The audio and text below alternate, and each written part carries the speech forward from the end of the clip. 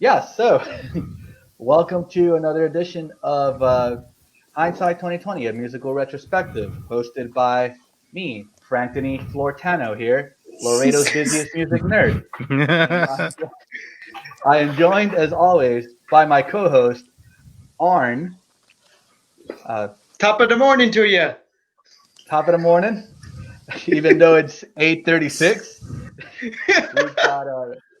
we've got a local musician and a great friend of the pod. We have Lex on here as well. Woo! What's up?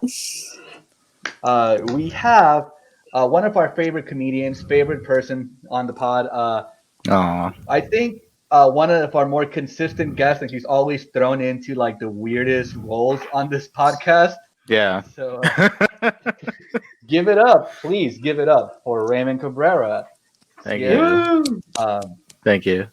So if this panel seems familiar to you, it's because this panel was the same panel that a couple weeks ago reviewed the first half of Carly Rae Jepsen's masterpiece.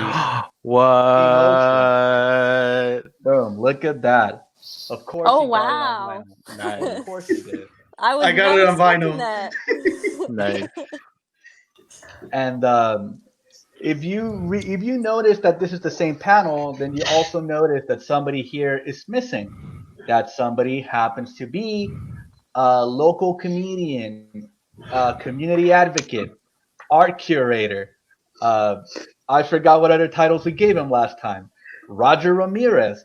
And if you're wondering why he's not here today, a clue is in me and Arnold's outfits. And by that I mean he's at the beach. So he's not with Just we're gave not that with one him. up. Yeah, he's not with us on the cast, but we are with him in spirit, wearing our best Hawaiian shirts and floppy hats to protect us from the sun when we're out there catching waves. Um, I am in no way jealous. This is not a passive aggressive move on my part. That being said, fuck you, Roger. Let's get into the album. So I think before we get into the second half of the album, let's go ahead and do a quick review of the first half because we haven't talked about this album in has it been like what, maybe like 3 or 4 weeks now? Yeah. Hot Been a minute. while? A hot minute. Yeah. So It's been a hot minute. Let's give our takes on the first half of the record, starting with my co-host Arnold. Overall, how do you feel about the first half? What were the standouts on the first half of the record for you? You know, just your overall feelings on the first half of the record. I will say for the standard edition album, the first half is the best half. And I will say, high points are definitely Run Away With Me, I Really Like You, Give Me Love, all that, Boy Problems. I'm pretty much listing the whole album as the whole first half as great. So the whole first half is pretty great. Yeah. Okay. I'm gonna miss the fact that Roger isn't here to tell you how wrong you are about liking I Really Really Like You. Lex, your thoughts on the first half of the record? Um, okay, I've spent more time with the album now, right? Over the past few Uh-huh. weeks. I've kind of warmed up to it a little bit more. So I do like the whole album a little bit more than last time. As for the Okay. first half, I still cannot warm up to I Really Like You. I think that one's Okay. just like a Mm. no-go for me. So I'm taking Okay. Roger's place here and I'm gonna say that's a big no. But Okay. I do like Run Away With Me a lot, and I like All That a lot. Because All That kind of reminded me of like the Gwen Stefani vibe and stuff like that. And I'm really into the groovier stuff, so I like it. I would give the first half a 6.8, 6.9 out of 10. Oh shit, we're heading towards the seventh territory. That's Okay, a passing grade. I'm being a little generous, but Oh, no. Hey, and that's just the first half. okay, yeah. Yeah. Raymond, your thoughts on the first half of this record? I love the first half of this record. Not as much as the second half, but the first half of this record is really solid, especially with the beginning track And you know what? I will say, I really like you. It's a good track, and I will fight Roger if needed. By me. Stand your, stand Let's your ground. go. Yes, I respect that, dude. If there's ever a hill I'm willing to die on, it's the fact that I really like you is a good song. Yeah. My thoughts on the first half of the record, I may differ in opinion here with Arnold and Raymond because I think I prefer the first half of the record. That is by no means saying the second half isn't good, but I think it's just because my favorite song on the entire album lands on the first half, which is "Give Me Love." I think that song is an absolute highlight of the record, and then just of like pop music of that era. I think that's probably one of the best pop songs of the last decade, if I do say so myself. Um, yeah, I was a little weary when the first half of the record ended with "Boy Problems" because I love the instrumental, but the lyrics were a little hard for me to get into. I felt like maybe the chorus was a little cluttered on this on that song, but it wasn't enough to scare me away from the second half. It just I wish lyrically, that could have been a little stronger, but yeah, I was still able to listen to the whole record. And with that being said, let's get into the second half of the album. Let's talk about track number 7, which is "Making the Most of the Night." What do you Mhm. guys think about this track? Arnold, your thoughts? Okay, well, I can I'll say this. This song can be interpreted two ways. She hijacks a person to uplift them because they're having a rough time and she wants to be the nice person and make them feel better. Or she's going to be a manipulative person and she wants to hijack this person to take advantage of their rock bottomness or the area where how they're in rock bottom and use them for her own pleasures. I think I'd support the former rather than the later because the bridge has her saying that she'd go to this person to go on and fight. So it's kind of like her like hyping up this person instead of like, hey, I'm abusing you and using you. I will say the song is a good song. Instrumentals are pretty tight, nothing out of the ordinary, but also nothing too bland. Okay, okay. Mm-hmm. I can dig that. Lex, your thoughts on "Making the Most of the Night"? Well, back a few weeks ago when I would listen to it, I didn't like it much. I kind of just overlooked it. I think it was because I was analyzing like the whole album, right? So I was starting from the beginning and then going through the list. But I started with this one recently and I cranked it up and I like it a lot more for some reason. Even though it's the same song, I don't know what's different. But I also noticed that in the chorus there's like a bass line that I don't know if they're like strumming the bass with a pick or something. It's real cool though. When you raise the volume, I love it. I love the Uh-huh. chorus. I Yeah. just don't understand what she's saying in the chorus when she goes she's saying like here I come on the here I come on the what? Um, Let me pull up the I, lyrics. I can't think of that one on the top of my head. Yeah, we might need lyrics on that one. Yeah. I think that was the only song where I couldn't really understand what she was saying. For the other ones I could tell what she was saying. And then Okay. also this song had a real like distinct bridge, which was cool. Because for the Mhm. other songs it was kind of just like verse chorus, Yeah. ending or instrumental or something.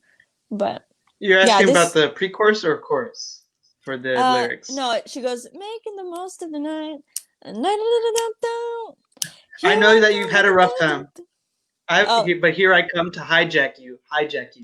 I Oh, love you I while didn't know making the that. most of the night. Okay. Yeah. Okay, got it. That's All Hmm. cool. right. I like Okay. that. I like that. Okay, I do like the song though overall.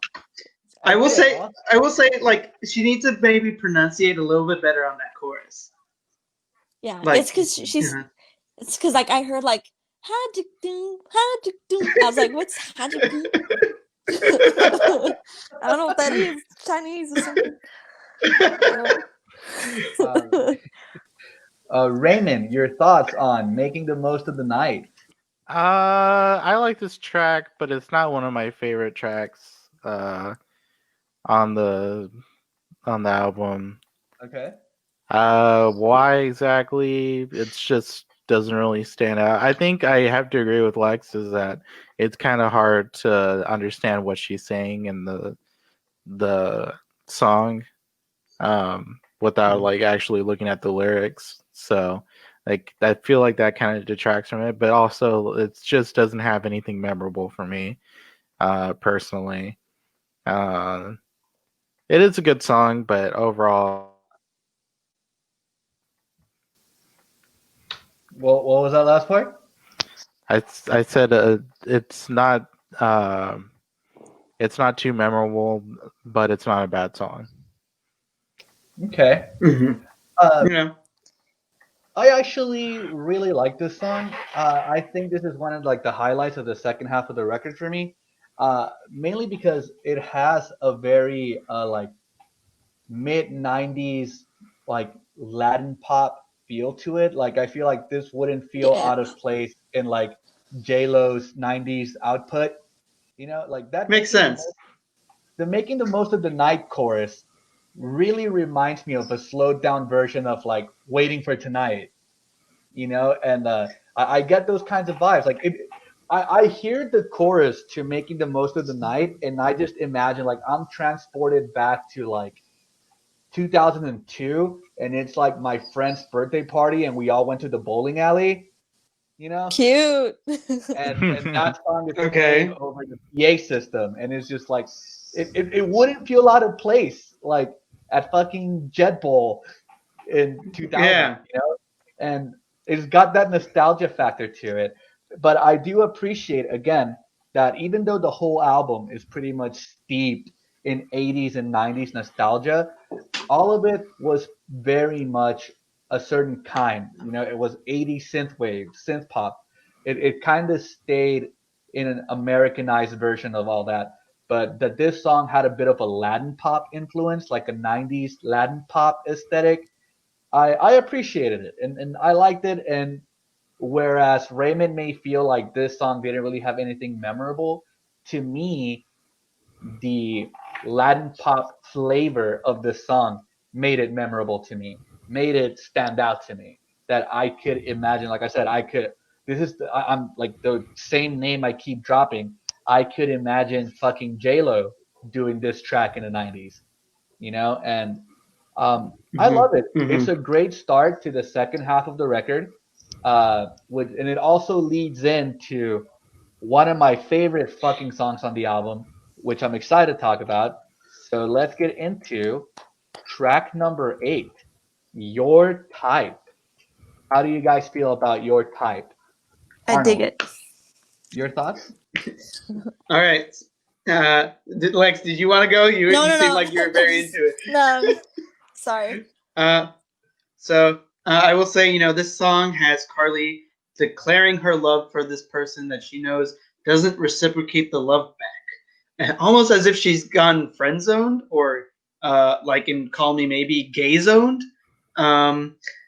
At the end of the song of Carly Rae Jepsen's "Call Me Maybe," the guy is actually gay. So besides that, you do have a good beat from the guy who made Britney Spears' famous hit "Hit Me Baby One More Time." So he definitely brings some influence from like 2000s pop into this song. But I get more of a 80s style, 80s outrun style kind of beat at the beginning, and then you go into like a booming hook. Definitely a strong song. This is definitely a happy face on my notes. Not a double happy face, but a happy face nonetheless. So this song is a good song. All right, okay. I dig that. I dig that. Lex, you Mm-hmm. seem pretty excited to talk about this I one. was Let's hear your thoughts on Your Type. Yeah, I was vibing it. There's I don't know if y'all noticed, but there's 3 songs that I put here on the list where it's kind of like a 16th note beat. Like she's singing, right? And in the background, it's like a dugga dugga dugga dugga dugga dugga dugga dugga dugga, right? Mhm. So, out of Uh-huh. the 3 songs that have that type of flow to it, this is my favorite one. So, the ones that Okay. are like that Okay. would be like Your Type, Warm Blood, When I Needed You. But this one was more vibey for me. I felt like I was kind of in a situation before, like not too long ago, where I kind of felt this way, right? So the fact that I could relate also added to my liking of it, you know? Mhm. And the melody too of that, Mhm. like, I could hear that over and over and not get tired of that. So Okay. yeah, I like this one a lot. This is tied with another one for my favorite of the album. Okay. Okay. I'm Bet. teasing the favorite. Okay, I dig it. I dig it. Raymond, your thoughts on Your Type? Is this This song your type? this song is my type. I love this song. I can't count how many times I've been drunk in my apartment singing this song to myself. Wow. Like there's a lot of other songs I sing on this album, but this is the one where it's like it hits me so hard with the lyrics that it's just like every time it gets to the part where she says, "But I still love you. I'm sorry. I love you. I didn't mean." Just like the way she does it, like it just makes me so like happy for some weird reason. I don't know why. Uh, I don't know. It's a perfect drunk song in my opinion on this. Uh, yeah, I don't know. It's a good song. Yeah. All right, yeah. This is actually one of my favorite songs on the record. Uh, it's one of the more modern sounding songs on the record. Like I feel this one kind of the Yeah. it's not as drenched in nostalgia as most of the album is, but I think it works really well. I think it strikes a really good balance between, modern production aesthetics and the whole retro vibe the album's been giving off up until this point. And yes, those same lines that Raymond referenced, I love how like there's just the way that she sings it, the cadence that she sings it in is so fucking catchy. I can't Yeah. get those notes out of my head. Um, it's just such a and I love the chorus too. It's such a memorable chorus. It is one that when I'm driving around for work and I'm playing this album in the car, even though I have no AC, I roll my windows up so that I can shout them at the top of my lungs and not scare the drivers next to me. So I make the sacrifice just so that I can sing along to the song because god damn, is it a great one. Yeah. Um, yeah, so it's so good. I genuinely love this song. Um, it's almost up there with me with Gimme Love, actually, and that's very high praise coming from the guy who, loves um, that song more than I love most people in my family. Um, but, uh, yeah, no, this is a great song. I'll probably be jamming the fuck out of it tonight. I just bought a new Bluetooth speaker, and my whole house Hell is gonna yeah. have to hear it. They're gonna have to hear it because there's no other choice. It's that good. Uh, so yeah, anybody else have any other thoughts they want to talk about this song? Because anything else they No. want to say? No. Yeah. I think All right. I think we got it. We got it. All right. Cool. Well, Mhm. now we get into the next one. Right now we've got "Let's Get Lost." I forgot to write a banner for that. Let me do that real quick. Okay. While you're Uh, writing that, yes. uh, Go ahead with your I'll go, thoughts, Arnold. I'll go ahead and start. So breaking down the song first, she starts off saying that she isn't the type to fully trust people, but she doesn't feel that way with this new person that's I guess come into her life. and she trusts them enough to take her home. But let's go the long way so we could spend more time together. So you have that trope of let's just run away somewhere, or let's go somewhere where I don't care, because if you're lost, but if you don't really care, are you really lost? Type thing. So that's the meaning of the song. I will say for the instrumentals, you got good punchy instrumentals throughout the song, and mainly on the chorus, and then you get a small burst of sax again.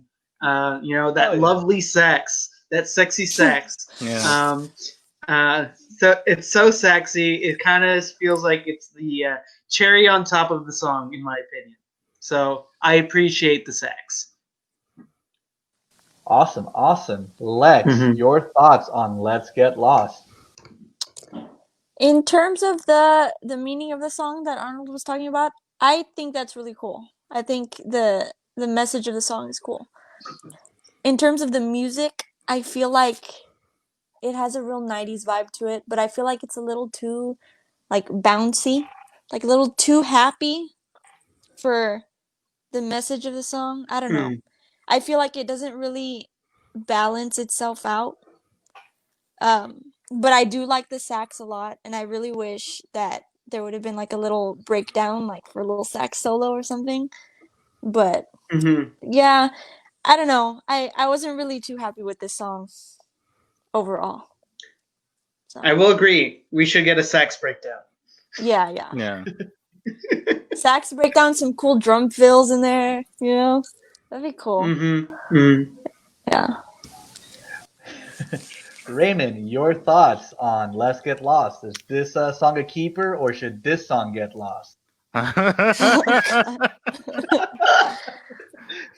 No, this song is definitely a good one. I love the sax on the song, just like everybody else said. It's definitely a solid song. I wouldn't say it's one of my favorites on the album, but it's definitely one that I would like to get lost to.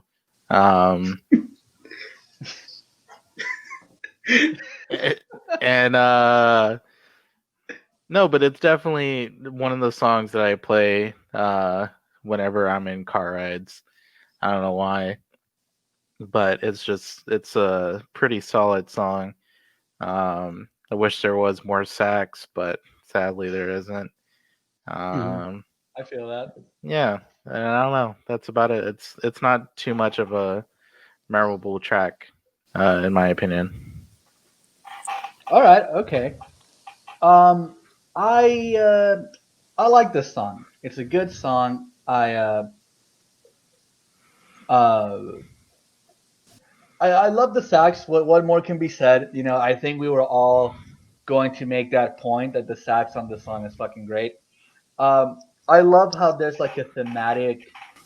I don't know what the word is. There's like a consistent theme throughout the album of like this young love and just trying to squeeze as much time out of that person as possible. The whole getting lost and running away. Well, you've heard it in Run Away With Me. I think there was a little bit of that in I Really Like You as well. So, it's a theme that's constantly revisited throughout this album, is this idea of just looking for any reason to spend more time with, the person that you want to be with, which is very reminiscent of like young love and like when you're in like that honeymoon phase with somebody where like something that is as inherently negative as feeling like being physically lost doesn't feel bad. So I like it. It's a cute song. Is it one of my favorites?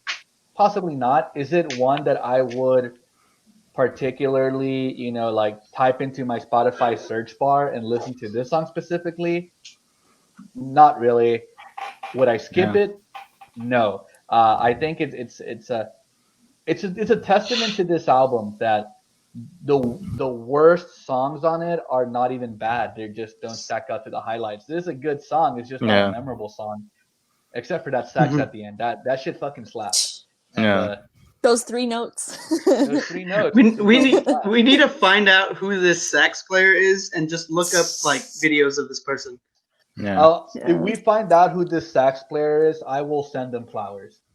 Like 100%. With that, let's get into the next track because I think I need some help understanding, like my untangling my feelings about this one. Ooh. Next up, we've got L.A. Hallucinations. What are your Yeah. guys' thoughts on L.A. Hallucinations? So I'm just gonna be outright and say this. It's a frowny face on my notes. This is the first frowny Wow. face. This is the first frowny Wow. face. It's Okay. like so. The reason why it gets the frowny face is to me it strays off a bit from the whole love heartbreak whole load of that from the album. It kind of just starts talking about the subject of how she's a profitable performer now, and she remembers when she wasn't, and she's in this never-ending whirlwind of empty and unsatisfying quest and direction that she has now. This is kind of like one of those typical, oh, now I'm famous and I'm kind of missing my past. But I'm pretty sure if they went to the past, they'd be like, wow, you're broke. I'm glad I'm not you anymore. So it just comes off as fake to me. I hate when celebrities do songs like that. Coin. It's just so it just takes me out of the mood. And it's the typical pop star celebrity disconnect. And let's see. Oh, what else do I got in my fucking notes? I don't know. We stray a little bit because in one of her verses, maybe we don't stray as much, but it's still like a stray away. Is that she hasn't seen the boy in ages, and that's about it. That's all we get for like anything reminiscent of love, heartbreak, and all that. And I don't think that's enough to connect it in the album. So, man, it's not. Man, it's a man. Okay. That's a Yeah. resounding meh on that one. It, Lex, yeah. Lex, your thoughts on LA Hallucinations? Let's hear them. I appreciate Arnold's opinion because I hadn't really analyzed what the song was about. Like I was real focused on the melodies and the music. So I Mhm. agree with Arnold with what you're saying. But I do like this music a lot. I feel like I don't know who produced it or who helped her write it, but I feel like they took the most risk with this song. So Mhm. like the chorus, right? The rhythm of the chorus is like da da da da da da da da da da, right? I feel like that's a real Mhm. hip hop thing to do. So I'm real into like the whole Missy Elliott type stuff, right? And that reminded me very much of Missy Elliott. So I liked Okay. that. Interesting. And also there's a little melody in the background. I don't know if y'all heard it where it was a da da da da da da da. Y'all hear that like in the chorus? I'm like really analyzing the song. Yeah, yeah, I you're don't like know. super I might into it. I have my earbuds on and I'm really into it. But anyway, that melody, I'm telling you, that is Cry Me a River by Justin Timberlake. Oh yeah, the way you did it right now, that's the You first don't thing have that to popped in sing my head. It was what you did. Yeah, yeah. So I heard Yeah, that and I it was kind of like, does. they're trying to throw Justin in there. But anyway, yeah, okay. I liked the music. I feel like they threw in some Missy and some Justin in there. But the message of the song, yeah, I don't really like it either. Mhm. All right. But yeah. Okay. Fair, fair. Raymond, what are your thoughts on LA Hallucinations? I don't have a pun for this one. I've been trying to think of one, but I can't. Are we Yeah. just hallucinating that it's a bad song? Oh God. All Ooh. right. Well, that's gonna differ from my opinion because I think this is the best song on the album. Really? I love Wow. this song with the Someone's passion. hallucinating. Someone's hallucinating. I can't. I don't know why. Okay, it's not the best song on the album. Run Away with Me probably has to be the best song, maybe. But LA Hallucinations is definitely up there for me. I guess I do agree with Arnold with the message of the song, but I have to go with Lexi on the actual music itself. It is such a banger of a song, in my opinion, that again, it's one of those songs that I am singing at 3 o'clock in the morning whenever I'm drunk out of my mind. I love LA Hallucinations so much. Like, it is I by far I a hope you highlight. transition. I hope you transition from when you're drunk, like singing "Let's Get Lost," and then to LA Hallucinations, like back to back, like without missing a beat. Yeah, I do.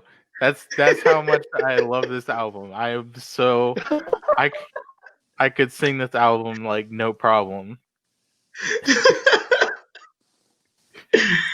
I love that. I absolutely love that.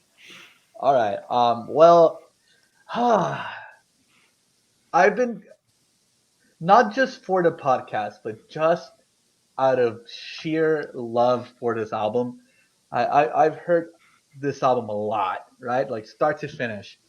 And I could never make heads or tails of my thoughts on this song. This song confounds me to this day.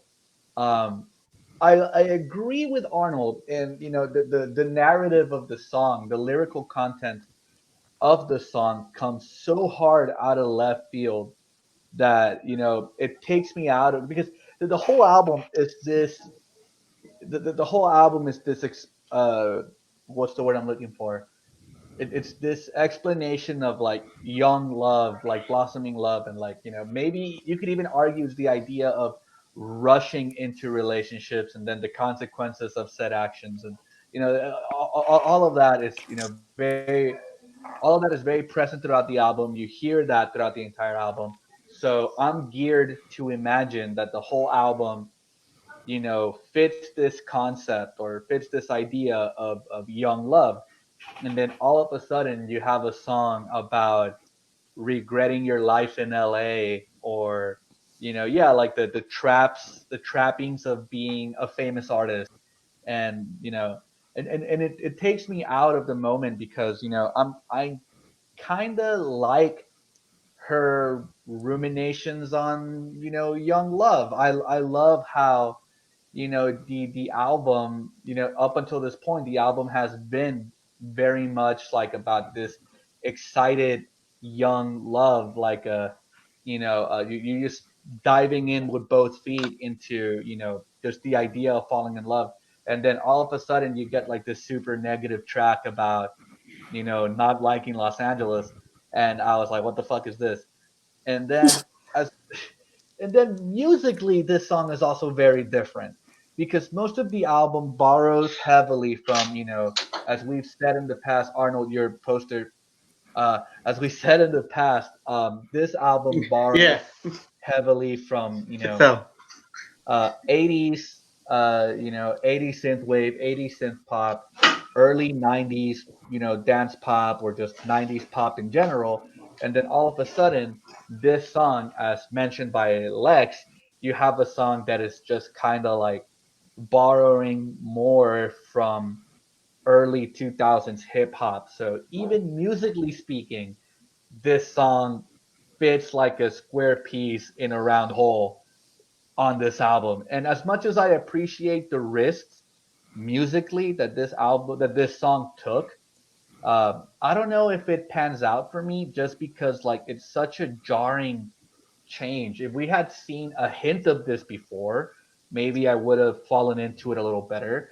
If we had another song that touched up on similar themes of like, okay, like you're in this new relationship, maybe this new relationship broke up because you had to move, like if we heard a little bit of that earlier in the record, about like how long distance affected it, by the time we get to this song, it made sense on the album, and maybe I'd be into it if there was another song that had, this early 2000s Timbaland esque hip hop production values. That's what it I is. exactly, like that would have, I would have Timberland. understood it more. But this is the only song that does that, and it does it out of nowhere. So I really don't know how I feel about it because it just takes me so out of it. I feel like on its own, in a vacuum, I can enjoy this song. It's a good song. It is by no means a bad song. But, this isn't like a single.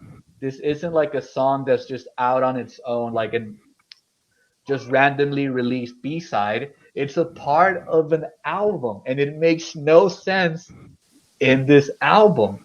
So because of that, I can't say I like it. I don't know. I don't know. I don't like it in the album. I like it on its own, but I don't like it in the album. I don't will know if agree that's with fair. you. I think it should have been a B-side. If you listen to her B-sides, this would have been a lot more better on the B-side album. This would have felt a lot much better. But yeah, the song as a whole, yeah, I have to say it's one of my favorites. But I do agree with you on that. Is that it's definitely kind of out of place in the album. But Yeah, so All right. thank you guys for helping me figure that one out, because I've been thinking about what is it about that song that I can't connect to. And it was Lex bringing up how the production in this song is very reminiscent of like 2000s like hip hop. And then when you did the fucking Justin Timberlake melody, I was Yeah. like, that's what it is. This is a Timbaland song in a Carly Rae Jepsen album. Get Timbaland out of my CRJ, dude. I don't need it. I don't need it. I don't need him there. With that being said, before I just rant on this for the rest of the fucking podcast, let's get into the next song. I think, if I remember correctly, Arnold has some strong thoughts about it. So let's talk about Warm Blood. Warm Blood. Yeah. Arnold, your Okay. thoughts on Warm Blood? This song is lame. Ooh. I do not like this song. It definitely, especially when it comes after LA Hallucinations, it takes me out of the album almost completely. Okay? Just because of how good the earlier part is, I have to stay. I'm committed to CRJ. I will say, this. Let's go on a little bit of history and what the meaning of the song is, whatever. So Rostam from Vampire Weekend is the person that co-wrote and co-produced this song, and CRJ, Carly Rae Jepsen, entrusted in him for this song so she can maybe get out of expand her sound, I guess I'm trying to say, and not be considered stale in the music business. And so she was like, hey, that Vampire Weekend guy sounds like a pretty good guy. And you know what he did? He ruined this fucking album. No, I'm just kidding. He made this song, and it's just kind of off-putting. It doesn't feel like it really vibes with anything on this album. I can understand how LA Hallucinations has that Timberlake or type beat and maybe 2000s reminiscent things. But this one just sounds like playing out of the blue, something new. And there's a reason why Roger probably thinks this is his favorite song. And it's because it's the sad, droopy indie music that he embodies and resonates. It's a very frumpy song. I don't mean to roast Roger or anything. I bet he would roast the shit out of me. He's at the beach. He's fine. He's vibing. So I will say, this song gets me out of the mood. I cannot talk about anything else except that it's poo-poo. It's poo-poo. Strong words. Lex, your thoughts on Warm Blood? This is another one of those 16th note songs that I told y'all about, that same rhythm as two other songs. But the difference between this one and those other ones is that this one has 3 chords the whole song, right? So it's like chord 1, da-da-da-da-da, chord 2, chord 3, then back to chord 1 for a longer period of time, then 2, 3, 1. So I just feel like it's real repetitive. And it also gives me a Forever 21 vibe. I used to be obsessed with Forever 21. Right? And I used to go... I agree. Yeah, I used to go shopping there all the time. And it just reminds me of my freshman year of high school. So I'm just not vibing that.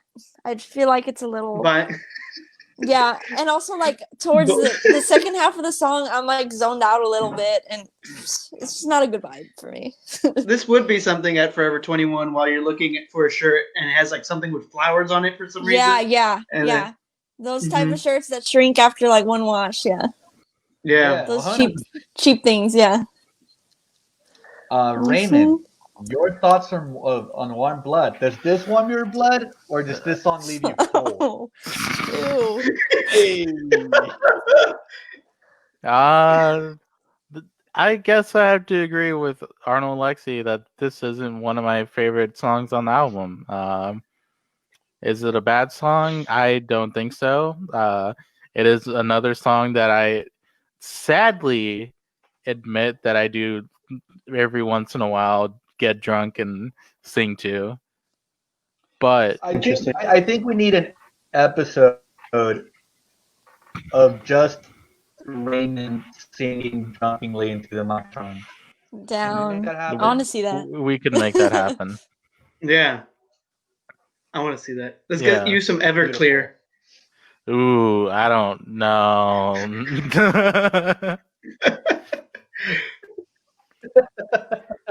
But yeah, Sorry to interrupt. Sorry. Please continue. it's just not one of those songs that I really I get conflicted with this song because I always forget it's on the album. But yeah, it's just not it's not with me.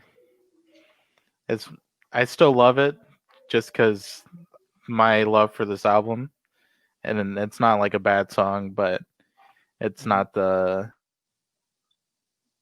say it's one of the lower of the songs on this album. Lower tier. Yeah, Okay. I won't say it's the worst song, but it's probably there. I think we were all on the same page there, right? Yeah. Surprising. Yeah, I'm actually gonna say the same thing. This is actually a very forgettable song for me. I think this is the only song on the album I've actively skipped. You know, everything else I listened to beginning to end, even fucking LA Hallucinations, which doesn't belong on the album, but whatever. Even that one I'll listen to all the way through. And then this song comes on and I'll skip it. So I think that tells you where I'm at with this particular song.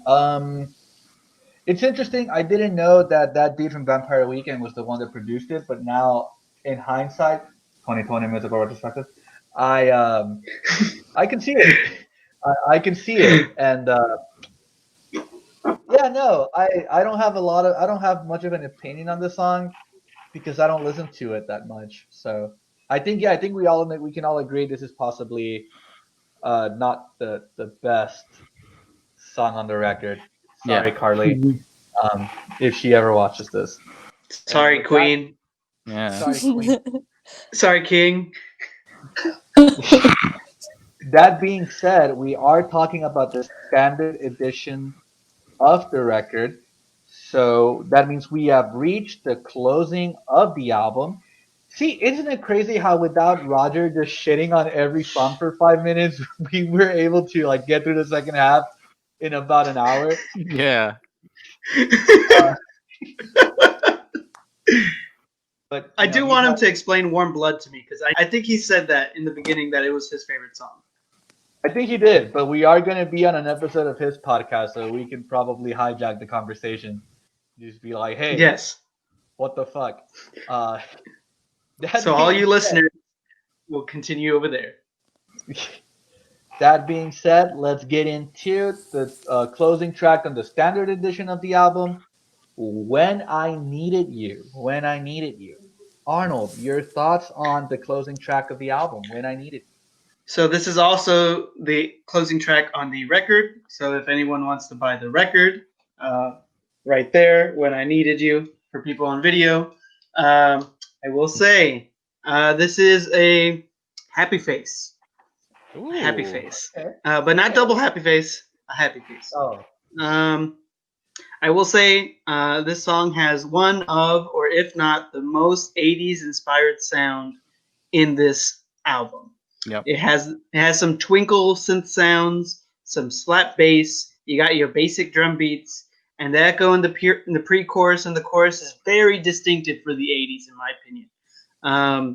Carly realizes that this lover doesn't deserve her feelings. She changed to fit her lover's expectations, but she realizes that the person, are not worth the effort for her to change. And the song brings me back into the album after the crappy LA hallucinations and the poo poo warm blood. For the standard edition, I think this song hits its mark. She realizes that she doesn't need to worry about this person, and she doesn't care about it working out. This is a good closer. If we were gonna try, if I kind of want to do a special between just me and Franny talking about the other songs later on, I don't know, up to you guys. But I will say, like, this is a good closing track. It kind of encompasses that she is this love or this new love or stuff in this whole album is kind of not worth it. So she just kind of throws it to the side and lives her life, So I'm gonna say this is a good closer, a good song. I like it. I will always play this song. I won't skip it.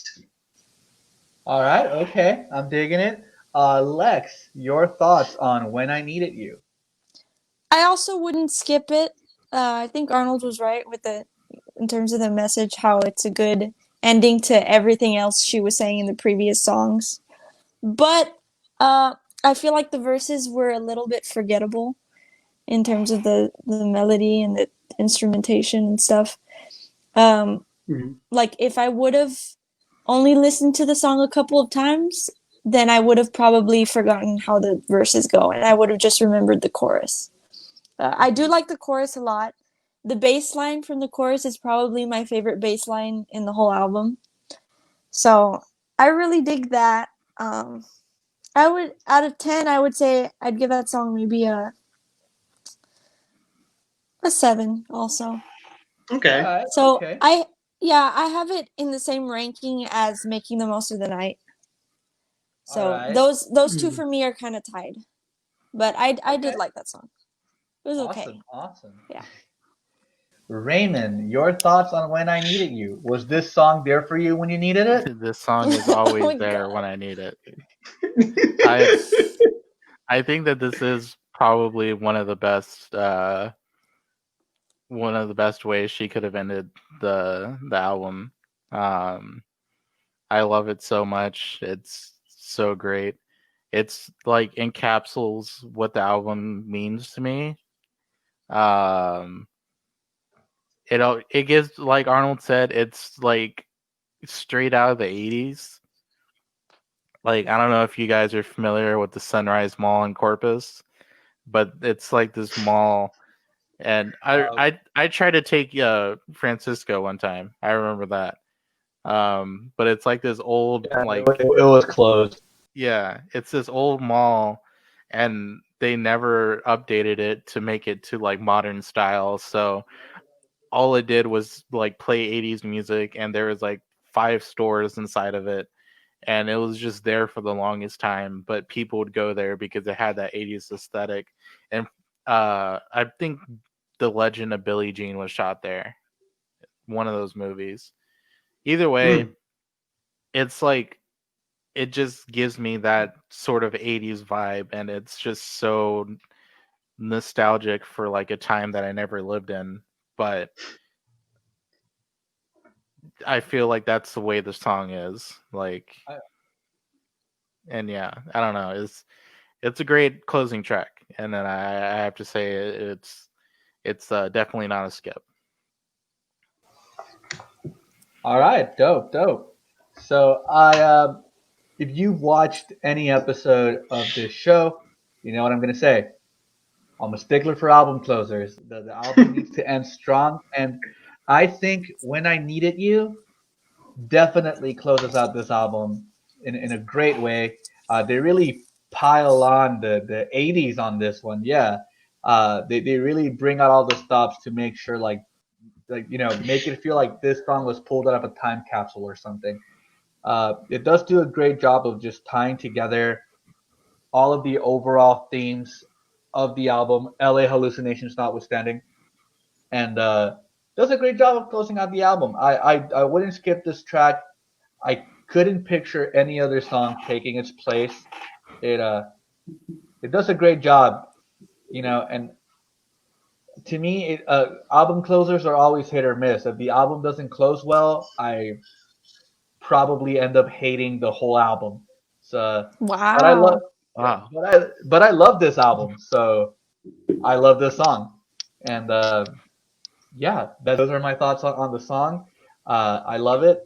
Now, normally we would give our overall thoughts and ratings, but since it took us a couple weeks to do the second half of this album, we're gonna split this into two final thoughts sections. Section one, your final thoughts on the second half of the album. How does it fare compared to the second half? To the first half. Arnold, how do you feel about the second half of this record?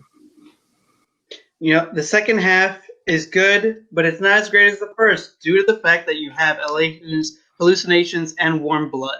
I feel like if you could maybe get some songs from like the Deluxe or the Target/Japan bonus songs, or maybe even from the B-sides, switching them into here, I feel like you'd have a even stronger album.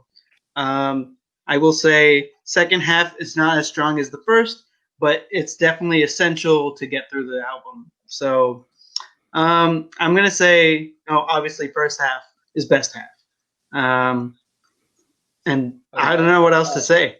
Hold on. We'll leave it at that right now. We'll circle back. Right now, we're talking Okay. second half of the record. Lex, how do you feel about the second half of this record? I think for me, the second half kind of got an advantage over the first half because I had a longer amount of time to sort of listen to it and jam to it. So I do think the second half is a little bit better than the first half. And I know we didn't go over favorite color, which is probably in the extended album. Yeah. But favorite color, I didn't even have to warm up to that one. That one was my jam. So if I consider that part of the second half, oof. Second half is ballin'. But it didn't meet my expectations of it completely, but I still think it's better than the first half. So. Okay. Okay. Yeah. Raymond, your thoughts on the second half of Emotion? I personally like the second half more than the first half. Although Warm Blood is on there, which is arguably the worst song on the album. Like I said before, LA Hallucinations for me personally is a highlight of the album. And then you have the closing track, which is When I Needed You, which is such a good 80s track. And then Your Type, which is again one of my favorite songs on the album. So I feel like overall, like despite Warm Blood, it's more of like a solid track. Where I feel like whenever we were talking about the first half, there was a lot more of like songs that weren't necessarily bad, but we kind of just talked over about how not so great they were, at least from my remembering, but it might have also been because Roger was talking down every single track. Yeah. So, yeah. He most definitely was. All right, now that we gave our thoughts on the second half, we normally do this at the end of every episode where we go throughout the whole album. We finally got to talk the whole album. What are your final thoughts on the album as a whole? Now that you've heard everybody else's opinions, have your thoughts on the record changed in any way? Did you discover anything new about it? Anything that you liked, disliked? Overall thoughts on the whole album now that we finally got to discuss it all. Arnold? Okay, so standard edition. I'm definitely gonna give this album like a probably an 8.8 83 or just 83 out of 100. But that's just standard edition. If you're talking about deluxe edition, I definitely give that a 9. And if we're talking about the Target Japan bonus, with those songs included, I'd say like 95 actually, 95 out of 100. And even though you have those 2 bad songs, I feel like the bonus tracks make up for that. So standard edition wise, yeah, like 80, 83, maybe 85, soft 85. This whole album is deserves to be loved more than it got. I don't think a lot of people talk about how great it was when it came out, but a lot of people are looking back now and realizing, wow, this is a really good album. If this was released now, I think it would be like top tier. Carly Rae Jepsen crawled so Taylor Swift can walk. And Taylor Swift can't walk well. She can't walk well at all. So 1989 blows. Sorry, Patrick. I'm pretty sure you're watching that. But he hasn't commented yet. He normally does. So yeah, I'm just saying, Patrick, 1989 sucks. Would be nothing without CRJ's emotion. But that being said, standard edition wise, good, solid album. I definitely put this on repeat. It'd be on my shelf. It definitely is in my vinyl collection now, so it's worthy.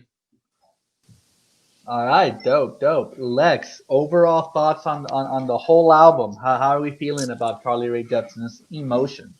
Overall thoughts. This song was kind of a little adventure for me because this is this category of music is kind of really out of my element, right? So it's kind of taught me also to be more open-minded of other sounds, right?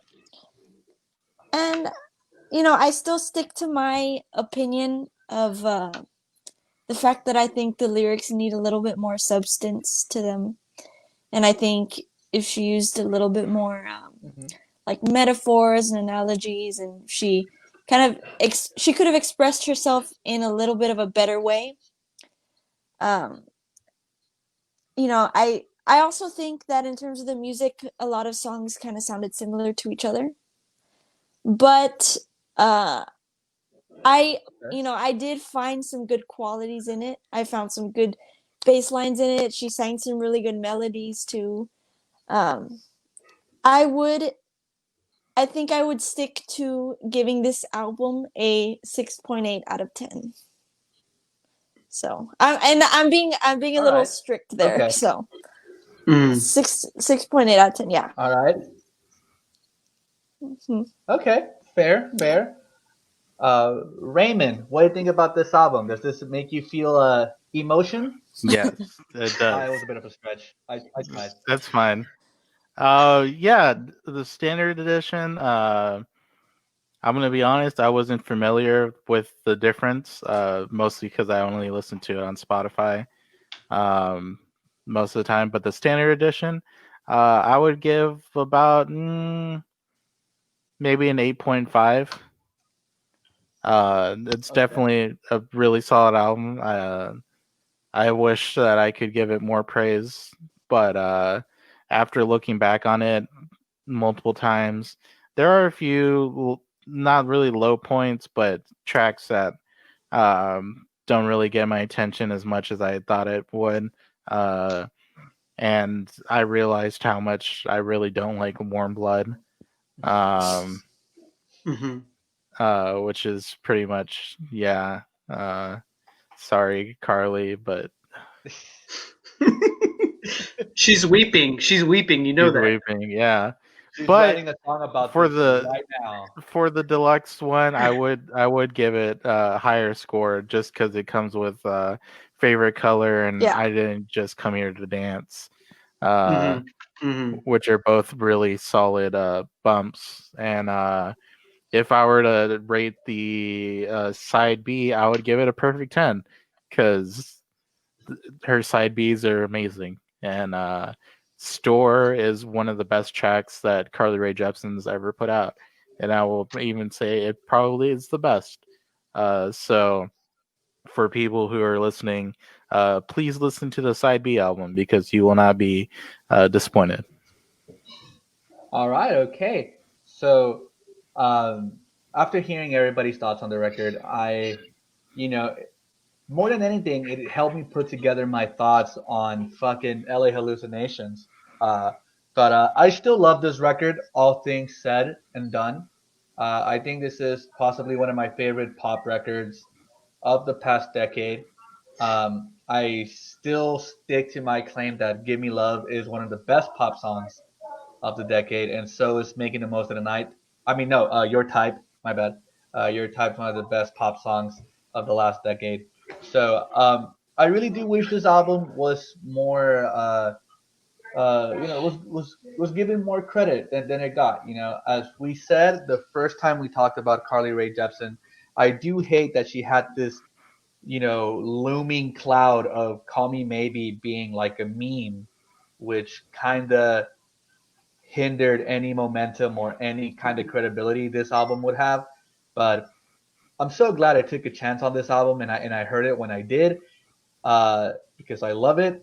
I'm glad that the overall consensus here is that it is a good to great album. I'm more on the great side of the spectrum. If I were to rate it, I think, yeah, I'm giving it a solid 8.5 out of 10.